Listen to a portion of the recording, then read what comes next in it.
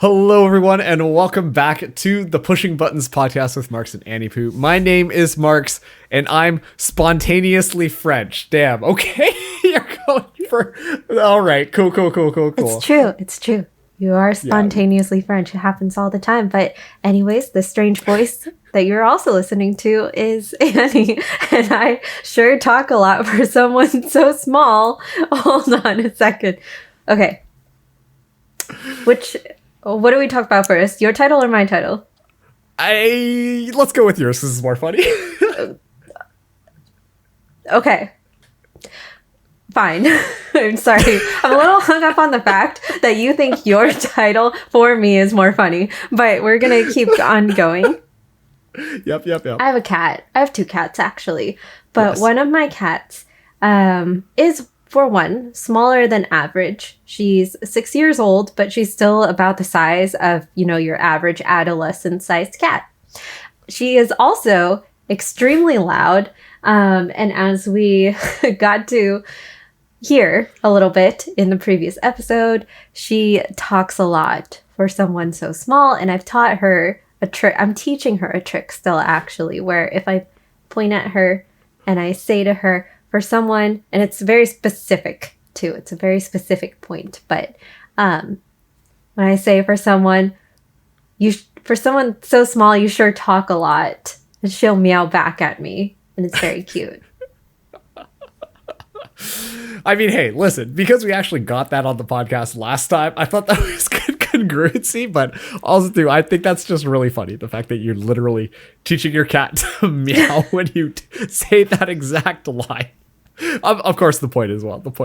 But, so my title is Spontaneously French because I'm taking, French classes as part of my daytime job, and so I keep on switching my keyboard to, the Canadian French one. And every now and then when I'm talking or just messaging Annie, it'll just be it'll be with an E with an accent aigu on it. And she's like, what? And I'm like, shoot, my French came out. I'm so sorry. Happens actually a lot more often than I would like to admit. I have to be real.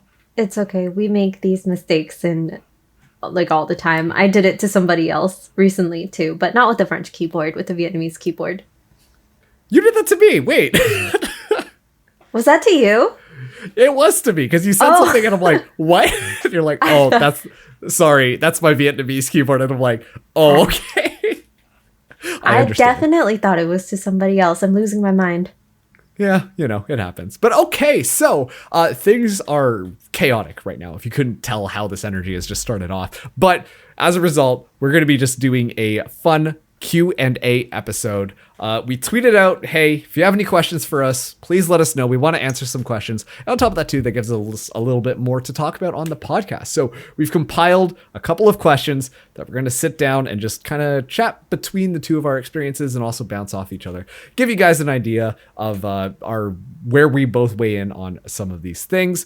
But let's start it off easy. Question number 1 is, how do you stay motivated to keep doing what you're passionate about while also working full-time? And this is from @ShaneTR_YT on Twitter. Annie, why don't you start us off? I get to start off? Okay. You do. I do. Well, this wasn't always the case, but my full-time job and my freelance work are both in esports. They do require different skill sets, though, and they're different enough to where I don't feel like I'm doing the same thing all the time. My full-time job is in marketing, and then my freelance work is in broadcast production, which are actually, are two very different things, I will admit. So, they're related through a common thread, but yeah, they are very different. I think you're stretching it a little bit. You could say that, but I think you're stretching it. They're different skill sets. I stay motivated to continue freelancing because that is something that I really enjoy, and I feel challenged every single time I take a new opportunity. I think part of that is because thankfully each new opportunity I get is requires me to learn something new, and I thrive off of learning new things. I love learning new skills. I like all of my hobbies are also surrounded by like the concept of let me learn this new thing to like better myself and increase my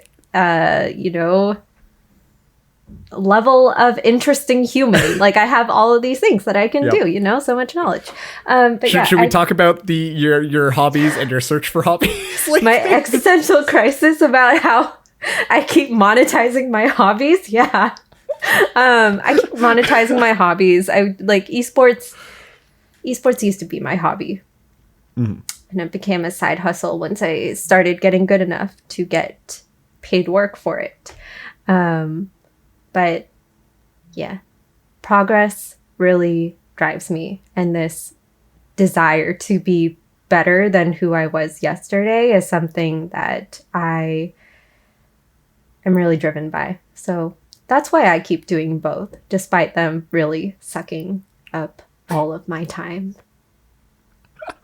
Don't get ahead of yourself too much. And this is going to be really hard for me to follow up because you said things that are extremely profound and thought-provoking as to like, yes, I do wish to become a better human being with every single breath in the world. Yeah, I mean, personally for myself, similar to you, esports did start out as a hobby, but I think my love for production is something that I have always really had ever since I was kind of a kid. Obviously, it's different in today's day and age, but, back when I was growing up, I sound so old right now, but like, it was like I was on the dawn of like when Let's Play YouTubers started to just kind of dominate the presence of everything. And people were like, who's this PewDiePie guy? Oh my goodness me, #1 subbed on YouTube and all of that jazz, right? And it was just kind of like, as I got to learn a little bit more about production as a hobby, it never really, for me, seemed like it was something that I could fully turn into something that I could be profitable with. I thought it was always just going to be like, oh, it's a side hobby. But as I've just kind of like grown in the scene, it's just reinforced that like, I like doing this. And purely for selfish reasons, by the way, like, it is nice to be able to do something that is very different than what my day job is. I love the fact that I am able to experience kind of two very polarizing things, because for my day job, I'm just sitting at a desk just like coding or writing reports, like minimal interaction, just kind of like I know what I got to do and I just sit down and I just get it done. Whereas like esports, it's an opportunity for me on camera to be funny and like, talk about video games and do all of that type of stuff. Very, very different. And honestly, too, one of the reasons I keep on going as well is it is really cool to also have people just in my daily life kind of see what's happening and be like, oh, wow, hey, you're doing cool things. And I'm like, yeah, I am doing cool things. And that's always kind of just like a nice little thing in the back of my mind. So that kind of keeps me going. Although, like you said, it is very, very, very time consuming, especially on the climb up. And that actually transitions very nicely into our second question. So question number 2, how is your workload? Do you find yourself working more than 40 hours a week? And this is from @Skaruki on Twitter. Yeah, I laughed when I read this question. Yeah. I'm sorry. I laughed really hard because in esports, most people do not. I mean, okay. A lot of people I talk to, I won't say most people. Most people I speak to work more than one job, which means and that could be like multiple part-time jobs. That could be a full-time job in freelance. It could be any combination, right? But most people work at least 2 jobs, some 3, 4, depending on how you look at it too. But I haven't worked a 40-hour work week in a year, I think. Yeah, but I take vacation time and travel time, and I have fun too. Sometimes work is fun, so yeah. I mean, my answer is 100% yes. But actually, I think that this kind of provokes a conversation around what is work. And actually, you mentioned it earlier. What is a hobby, right? Because to be completely honest with you, my day job, 40 hours a week, yada, yada, yada, yada. And then if you think about like the time that I spend streaming, recording the podcast, in addition to also casting, if I do 1 hour, technically I've gotten out of that 40-hour work week, right? But at the same time, it's not like this could be considered like a hobby work. It's weird to kind of characterize it just based on hours, in my opinion, because it is different, And so it's where do you weigh in on this?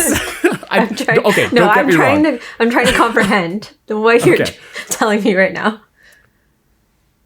While technically both, like, everything is under this umbrella of like working hours, because it is different, it doesn't necessarily feel like it's like always like the grind that you have to get through. Don't get me wrong. Sometimes it definitely does. But it's like a different style of working hours. This is not making sense, is it? I feel like that math meme lady right now. We're just trying to figure out what's happening. No, I kind of get it. I kind of relate. Because it's work. You have to put effort into this and be intentional about the projects you're creating, such as this podcast, or preparing for a broadcast. So even if it's something that is fun for you, and it's still something that you need to be intentional and invest time and energy into. So it is both a hobby and something you enjoy, and also something that, like, honestly can take a lot out of you mentally. Yeah. 100%. And actually, like, the first part of this question we didn't even really address, which is like, how is your workload?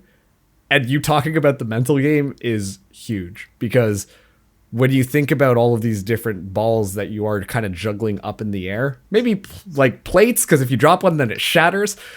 Sometimes it's overwhelming. It can be a lot, but other weeks it's not as bad, right? It just kind of depends. Yeah.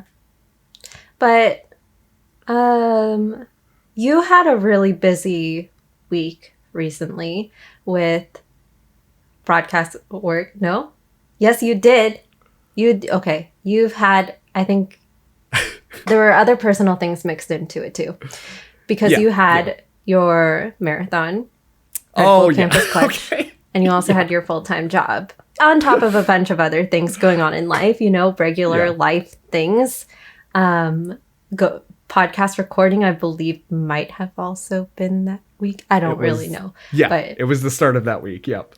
But there's a lot going on. How do you balance everything? Do you have tips on, time management for people who are looking to dive into esports and might end up working full-time jobs or having their hands in a lot of places like us?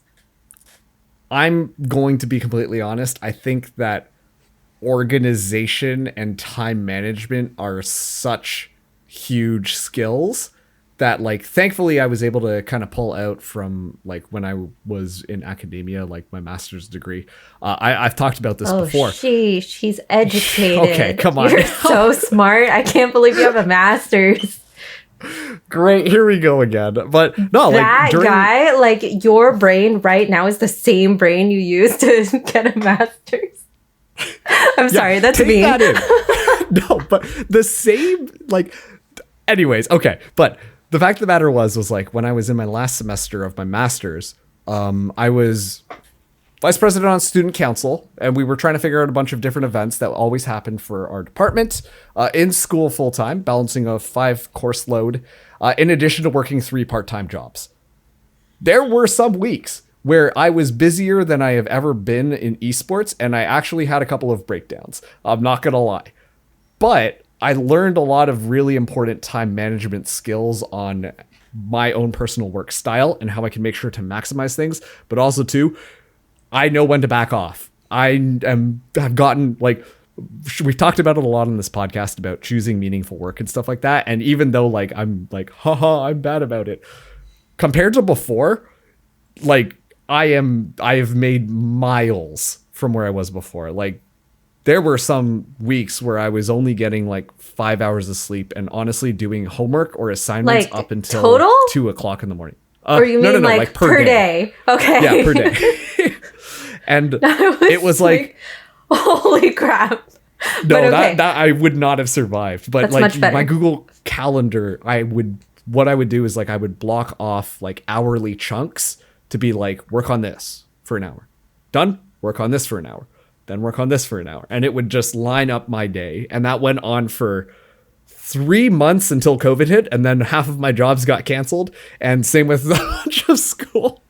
And I got to relax a little bit more. But that really just helped me learn how to respect my own abilities and know when to back off, know when to put more effort in, or when to kind of take it a little bit easier and just kind of coast, where to be effective with my time instead of just working super, super, super, super, super hard on literally everything all at once and then just being exhausted and falling over. That was a huge thing that I learned.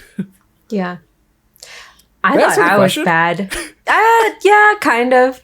You all, Okay. kind of, yeah. But I thought I was really bad when I was in college. But I had a similar, kind of pathway. I didn't have as many mental breakdowns as it sounds like you probably had.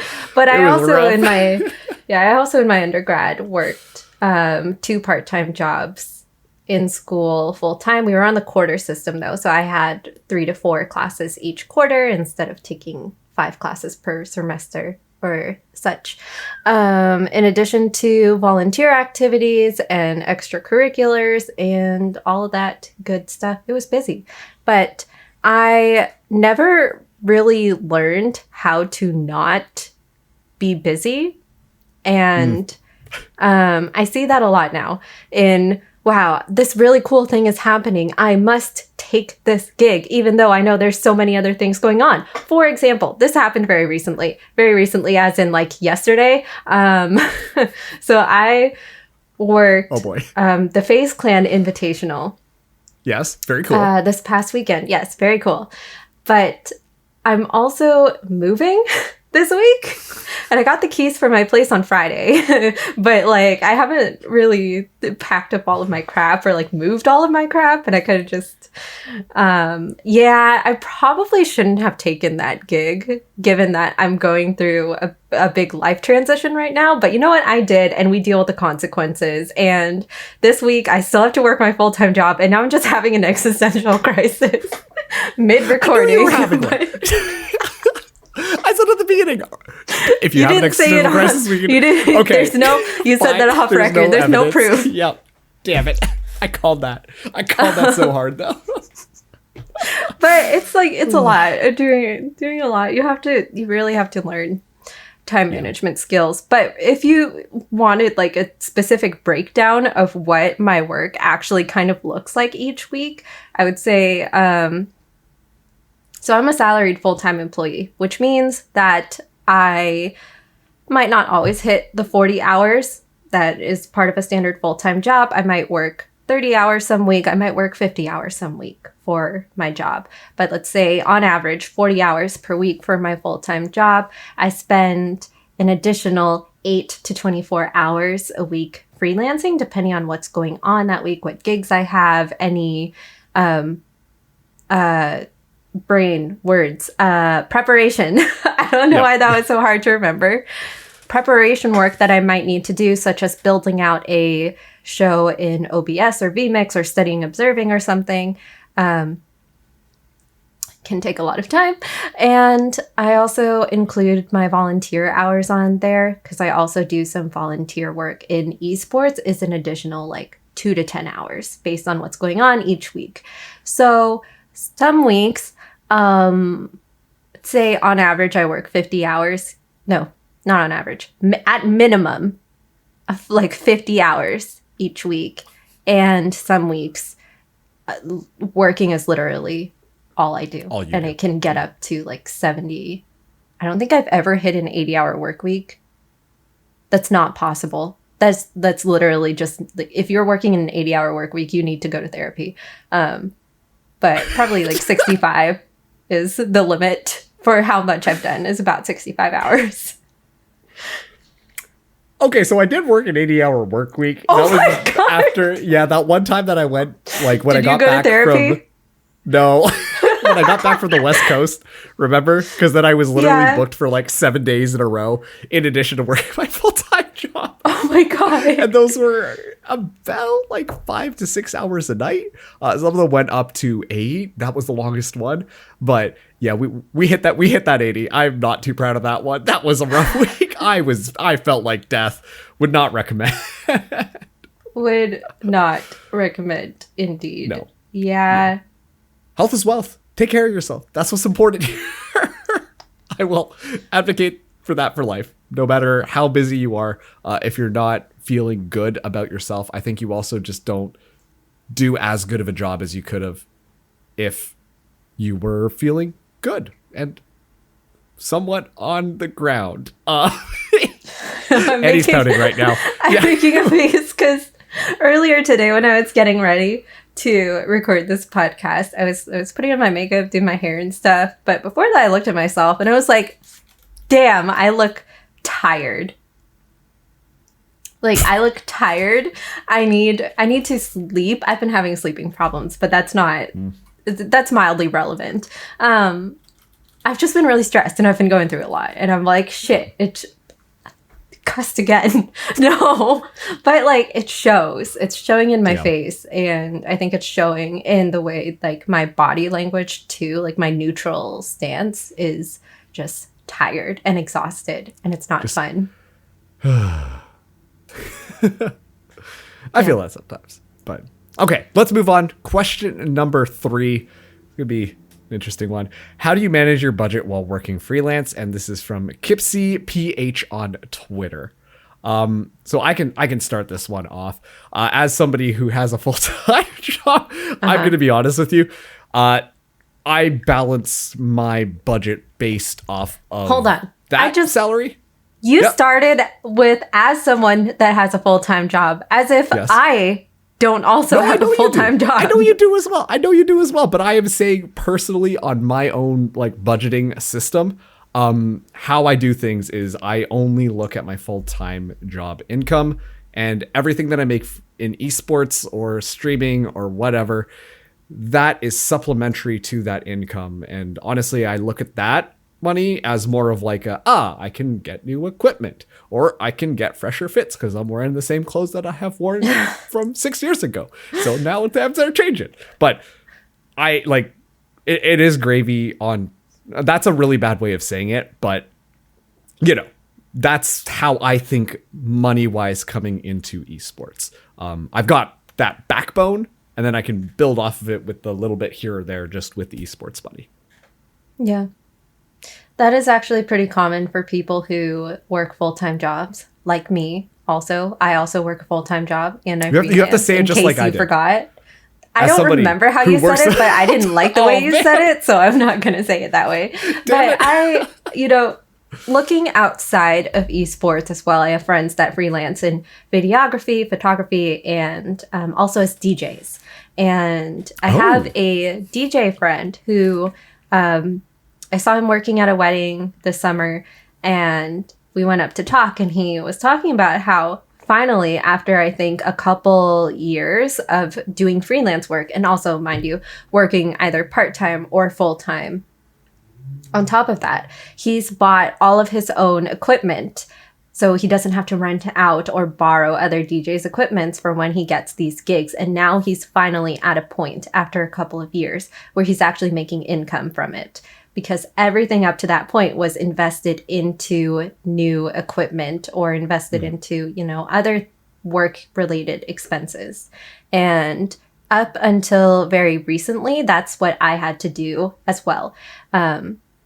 All of the money that I made when I started streaming was invested back into streaming. And once I started getting paid for production work, all of the money I made for production work was invested back into my computer setup. And once it got to a point where I wasn't, I had the equipment that I was needing and satisfied with at the time. Look, I actually have all the parts for my new computer now. I did decide to build a new computer instead of upgrading this one. So I'm going to have a dual PC setup.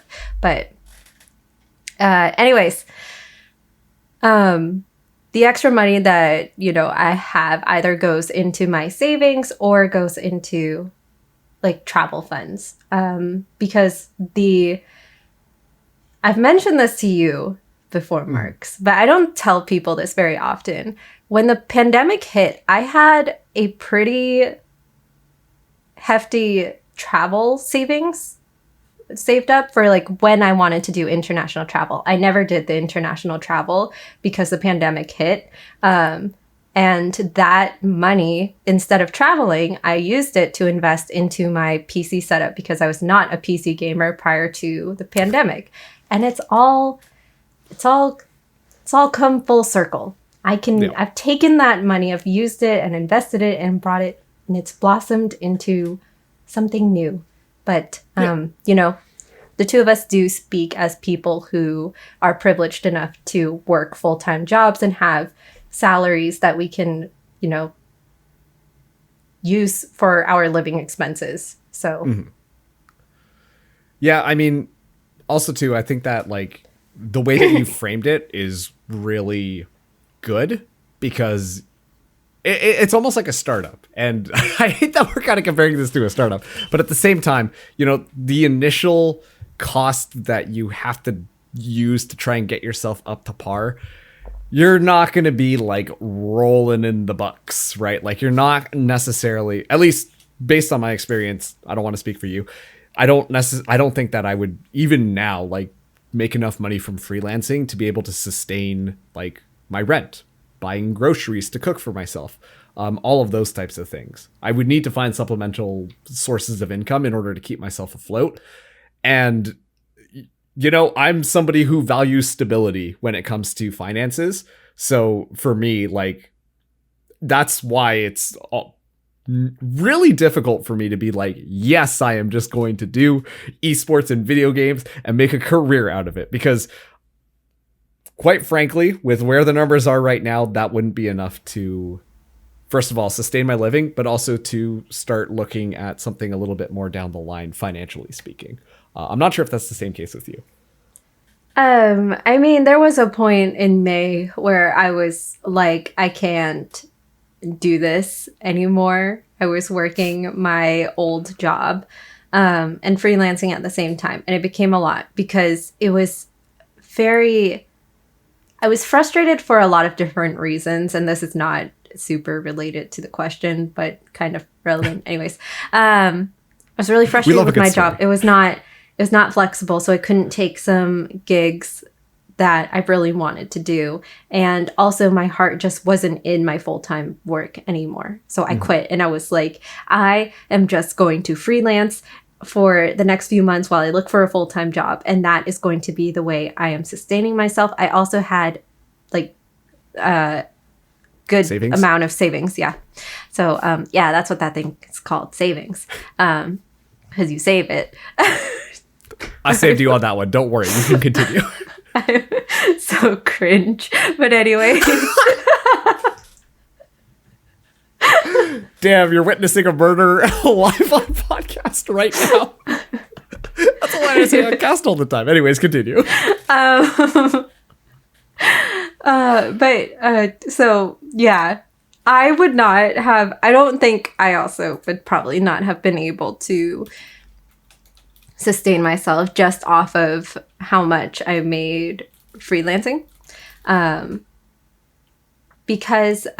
Primarily because of where I'm at in my career. I think I'm still very new. My day rate is not low, but it's not high like, people who have been in this industry for 5 to 6 years charge. So yeah.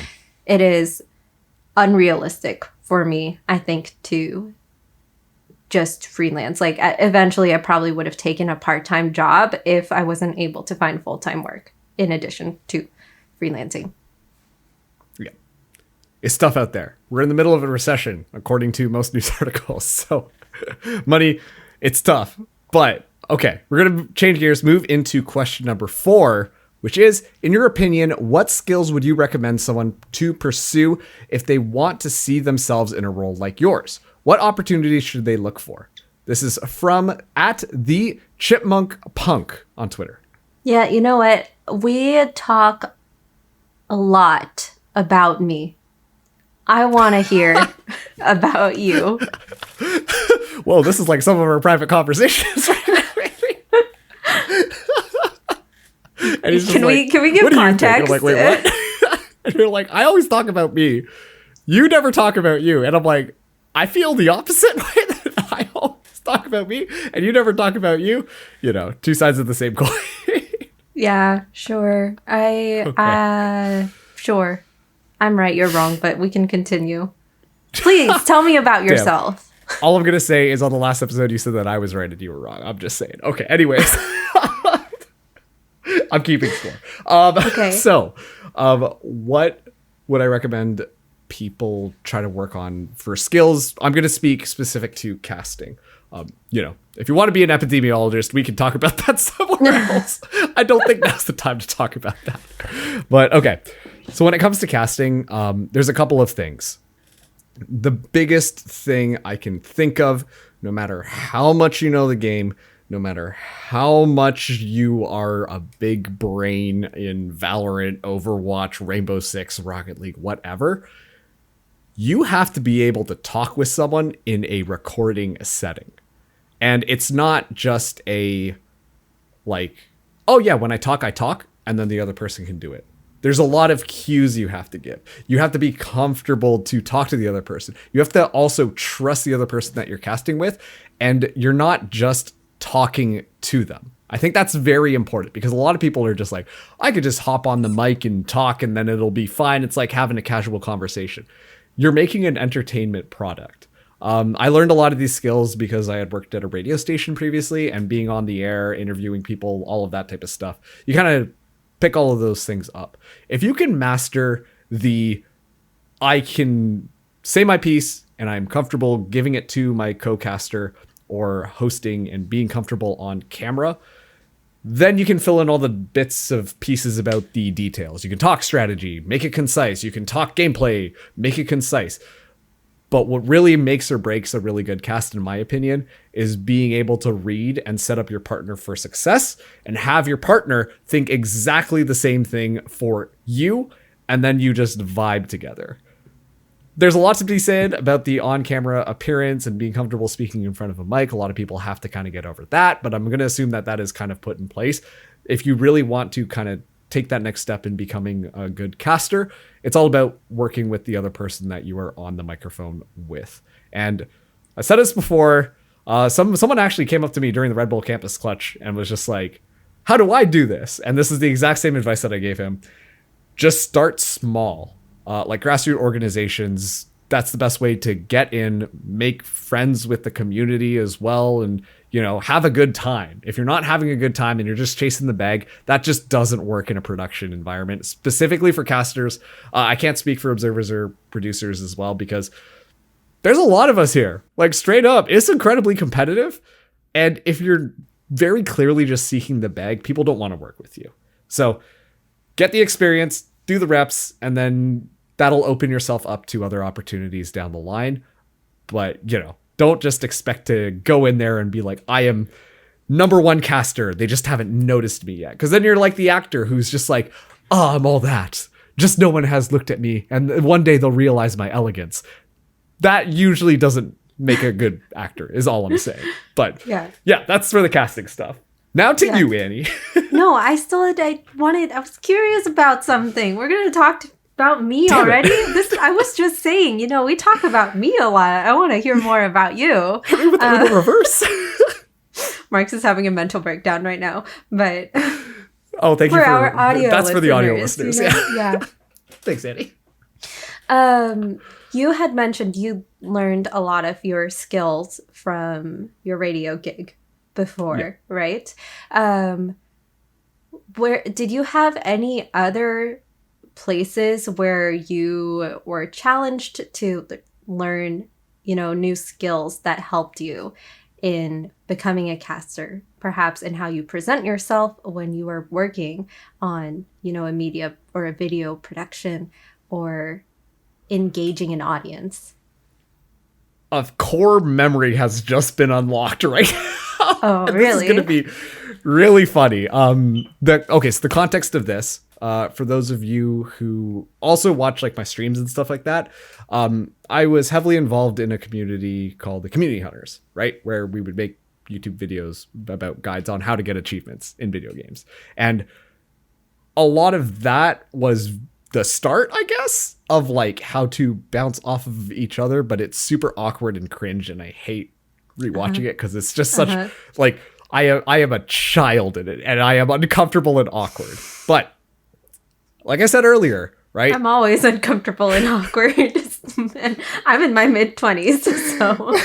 No, but like you could like hear it, like it's just a lot of awkward silences, a lot of very like, yeah, and then da. Okay. It's just not a good time. But I mentioned this earlier in this podcast that, the rise of YouTube Let's Players, that was kind of what I grew up on and witnessing and seeing all of that type of stuff.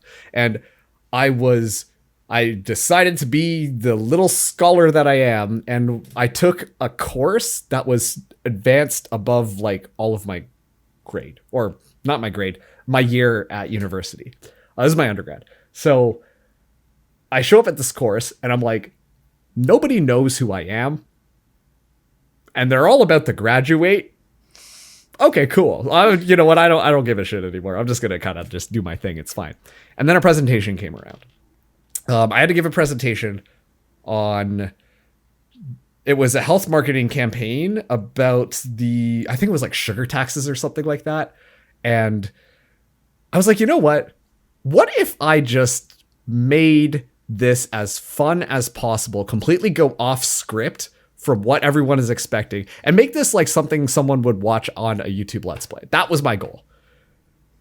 So I get up there and I do my thing. For a live presentation, not for a video. For a live presentation, yes. But I kept that mentality in the back of my head. And I'm going to be honest with you, that was the birth of this whole Mark's persona, me being able to talk confidently, me trying to just be outspoken and kind of goofy while still, like, you'll notice in my style as well, I kind of start whimsical, kind of talking like crazy people, but then I always bring things down. And then I'm talking in a lot more of a serious tone, where now that you're paying attention to me, you're going to get the information that I'm trying to give you. That was when that started. And I got a lot of praise from a lot of my classmates, which I wasn't expecting because I didn't know who they were, and they were all older than me and about to graduate. And a lot of them asked me for tips on how to present live for their presentation. And I'm like,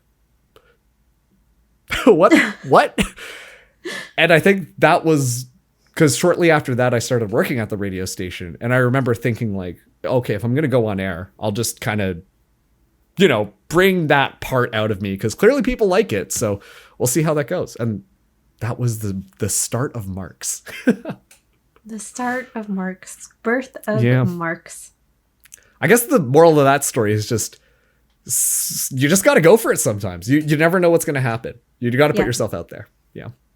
I would say there are opportunities to learn everywhere. Sometimes you have to create them for yourself. Like you created an opportunity for yourself in an academic scenario. Sorry, I was like... Stop making me a nerd. Oh. You are a nerd. I love studying. I know. Yes. Yeah. Continue. Sorry, you're just one of the most... I don't know how to say this in a nice way. You're just say it.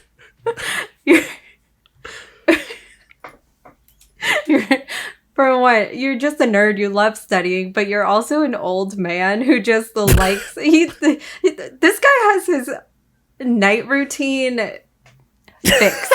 He does the same night routine every single day. And sometimes he play-by-play casts it to me. Like, he'll be like, oh, I'm stretching now. I got to do my old man stretches. And then he'll disappear for a bit and let me know, oh, I've got to go do my dishes before I go to sleep. It's part of my routine. No, because we're talking about something, and then I'm like, yo, is You lit where I'm don't at? have to give me play-by-play updates of your life. I get it. You're a caster. But you don't need to narrate every single thing you're doing to me. Maybe that's why I'm so good at casting. It's just a part of my life. Yeah. Oh, man. But, yeah, you know, I am, like, very unique. I have to admit that. I don't think that... Yeah, you are pretty special. Okay, well, you didn't have to say it like that. But, you know, it doesn't matter where you kind of come from. I like what you kind of took away from that in the sense that it's like, sometimes you're given opportunities and you have to take them. Sometimes you just kind of make your own opportunities in situations that wouldn't have called for it. But you don't know unless you try. Mm-hmm. Yeah. Okay, well, now over to you. No. We don't need to talk about me. Are you sure?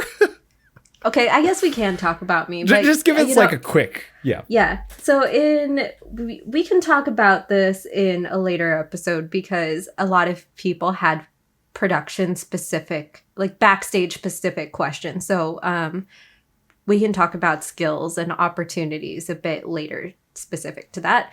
But I think because I didn't have, academic resources available to me. Like, I was already graduated and out of university by the time I started this. I didn't have any school extracurriculars that I could take advantage of, such as my university esports club. I couldn't, it would be more expensive for me to go to a media class or to a video production class. So I had to learn a lot of the stuff I know by myself. I am very largely self-taught. That does not make sense grammatically. I am sorry. Mostly self-taught. Yes. Yeah. Mostly self-taught. And that just kind of all came from searching for opportunities on my own and looking for creating places where I could practice my own craft and really elevate what I'm doing. Like for example, I got a lot of my early skills in how to do a live broadcast as a producer because I already knew how to stream. I was already familiar with OBS as a software. It's like, okay, this is how I put in text inputs. Here's how to put in image, and like understanding how to layer different inputs so they show up I tried to combine correct and right. The correct way. The correct way.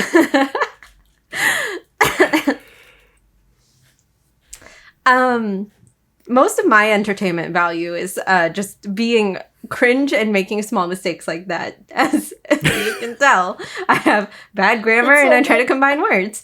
But anyways, we're talking about broadcast production. Yes.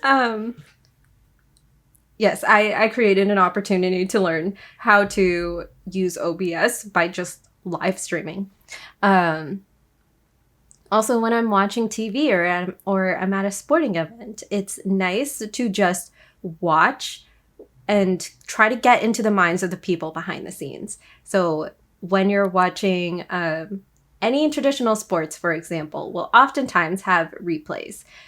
Think about what moments are those replays being shown in? What value do they add to the viewer, for example? Why did the producers choose to add that into the show? Similarly, how are they transitioning from segment to segment, from the commentator's desk to the game? And what are they doing when there is a timeout? What are people talking about? What are they showing on camera?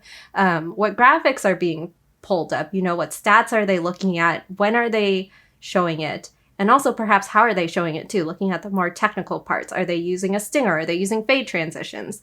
A lot of studying can be done in your everyday life. You can do something similar with news broadcasts as well. And really take that observation and new knowledge into your own work, even though you're doing broadcasting in a different industry in esports, for example. Yeah. Another way of, creating your own opportunities is just like, do your own tournaments, make your own broadcasts if you need to. I did that. That's how I started. I'm like, I don't know how to do production, but you know what? I'll figure it out. I did my own tournament. Mark's casted for it. It was a nightmare because we were second both one. But also, yeah, we both had COVID.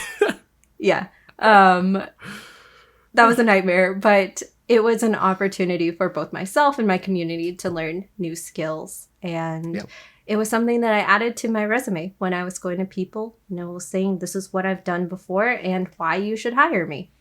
Yeah.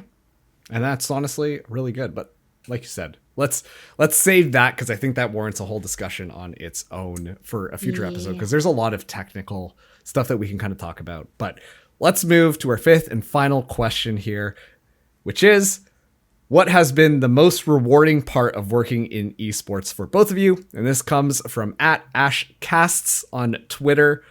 Well, we have famous people asking us questions now, Annie. How's that? I don't know if I should pick your side or her side for this, because I think she's not here. Ash is going to get flustered if she listens to this. Yeah, she will.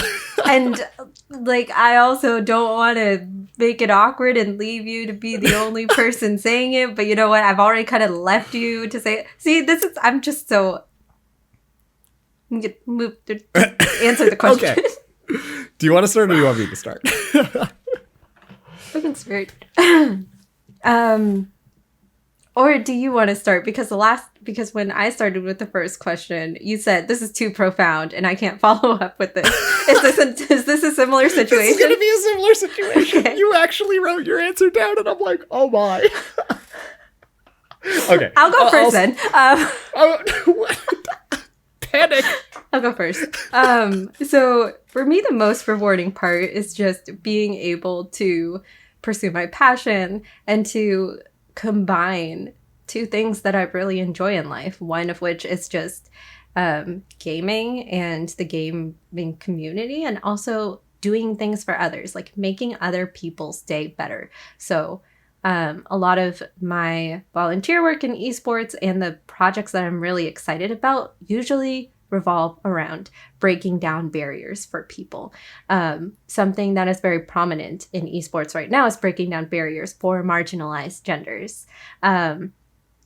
Creating tournaments for non-men, so marginalized genders, including women and non-binary individuals, is something that I really care about and something that impacts me as well. So I find it extremely rewarding to be a part of those tournaments. And, something that I hope to do in the future, but we're not quite there yet, is to break down financial barriers for people in esports, because, a lot of students in low income households don't have access to esports as a hobby because it's expensive. And I don't know how I'll get there quite yet, but I imagine someday, maybe 10 years in the future, I will be working with people who have the same passion as I do and find that kind of work rewarding. Okay, everybody, mark your calendars. 2032 is when it's happening. 10 years from now. I would hope we can do it earlier than 10 years from now. I hope 10 years from now I'll have enough 5 years of data to show here's what we've done and accomplished and how we can do so much more. Gotcha. Okay, on to my side. Once again, hard for me to kind of follow that up, but one thing that I actually noticed is there actually is quite a bit of overlap in your answer as well as kind of what I was thinking for mine.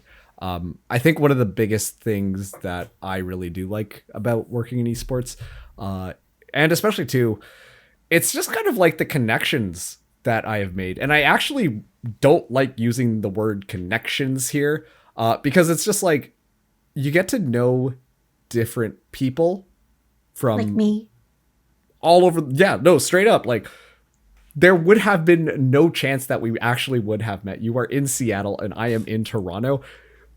There's no way that would have happened. And even too, meeting people who are local to the city that I'm like, we can go hang out and do stuff. And what centers it all to stop pouting. I visit you too. Relax. But Only once.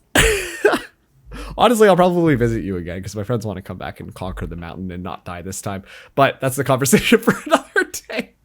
And not freeze ourselves. So the thing is too, like personally, I make my like social friends in usually work related stuff or like volunteering or like clubs and stuff like that. Cause it's like when you've got something mutual that everyone is working towards, it's a lot easier to just connect with people. And then that way you don't have to like, you know, hi, hello, nice to meet you for the first time. Okay, bye, stranger. I hear you. But like esports, you know, not only am I getting to know the production people, I'm meeting people, extremely talented people who it's just kind of cool to be like, I know this person. Oh my God. And also too, like, not just the people I work with in production. I think also too, being a part of the community, seeing what's going on there and being able to be a force for, you know, doing things and making things happen and trying to help out other people in the field as well. I mean, I feel like I'm a lot more limited just because I don't really snag like the most. My online persona is me just kind of vibing versus you're a lot more like out there and you're helping out with a lot more greater initiatives. But well, this is also my, you know, this is my life. This is my full-time work. This is what I do for a living. Even without freelancing, I work in esports. So it's a little different. It is a little different, but no, like I love just being able to work with people who I've worked with before and also meet other people and also kind of call out when like I get to work or hear somebody else cast and I'm like, yo, this person's going to be really cool. Just watch. I can see it happening. And there have been a couple of moments like that. So I just like being a part of the community, I guess is my final answer for that. And it just kind of keeps me coming back for more. Also, I love attention.